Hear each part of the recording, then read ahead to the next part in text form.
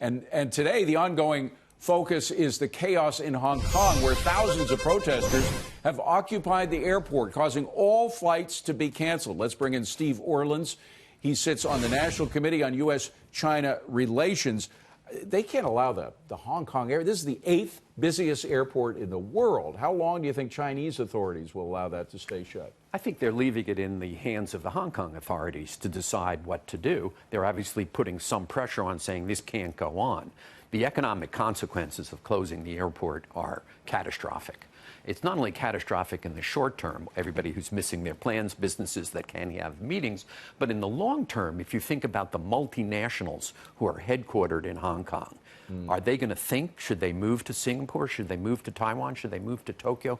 It's really bad for Hong Kong in the long term. And what I hope the demonstrators understand is that this is going to cause Hong Kong to deteriorate in the long term. Well, I hope what China understands is that if they get, I understand there's some PLA forces now, that's the People's Liberation Army in Hong Kong now, but if they really bring a force of PLA army troops over into Hong Kong and do there what happened in Tiananmen, I don't think China would be the same for decades. No, and I don't think that's going to happen.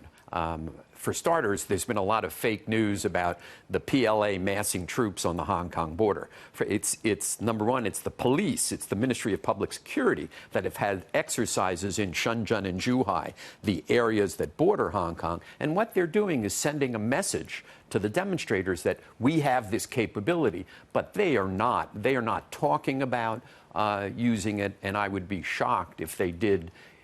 The situation would have to deteriorate immensely for China to make that decision and for the Hong Kong government to invite the PLA. Now, the PLA is garrisoned in the old British... How many troops are there? Not many. Not many. A couple of thousand? I think so. I don't know the exact number. Okay, if you're wrong, God forbid, if you're wrong and tragic. The PLA comes, is that the end of our relations with China for the near future? I just don't think it's going to happen. I can't think, you don't even want to go there. I can't imagine it. It would be such a terrible decision by the government in Hong Kong, by the government in the mainland. They have the capability to deal with these demonstrators. But what they need to build is a consensus on how they should go forward, which basically is going to be, they've withdrawn, they've said the bill is dead. That Carrie Lam has said the bill is dead.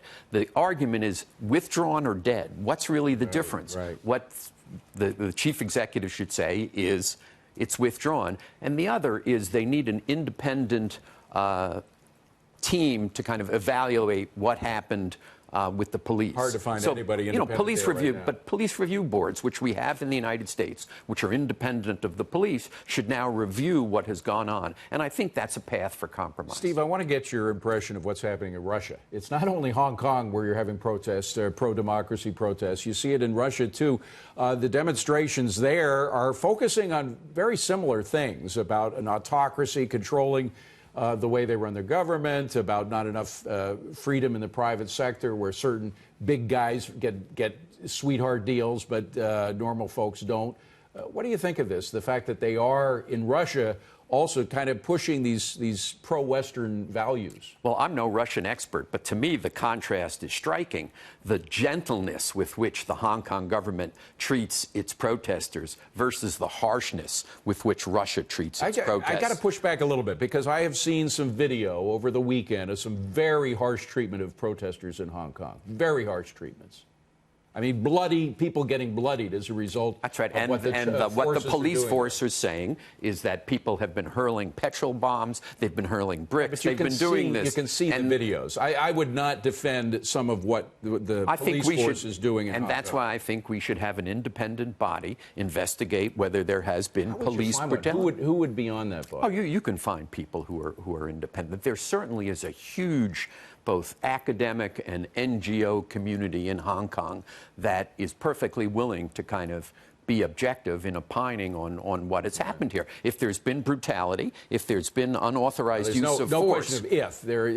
It has happened. The only question is if it's as widespread as some people say it is. And they've got to come to a conclusion. What I'm praying is that somehow the trade negotiations that we're a part of can induce the better behavior on the part of the Chinese authorities. Do you think that's possible?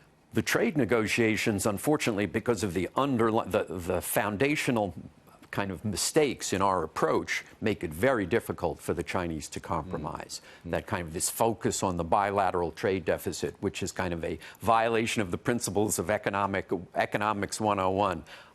The branding of China as a currency manipulator, when in fact they've been trying to support its currency, has just made the Chinese position. A lot of economists as well as administration officials would differ with you on that position. I don't think so. I don't think so. I think We've had them on air. Well, I think they're misstating the case. Economists who look at this fairly will say the Chinese have spent tens of billions of dollars propping up their currency. But they have also spent a lot of their time stealing what we have, and that has to stop, and that's what that's not a trade negotiation. We certainly should be making representation with respect to intellectual property right violations. Steve. I need you back for a full hour. I need an hour. This is great fun. Thank you. Wonderful very much to be for coming here. In.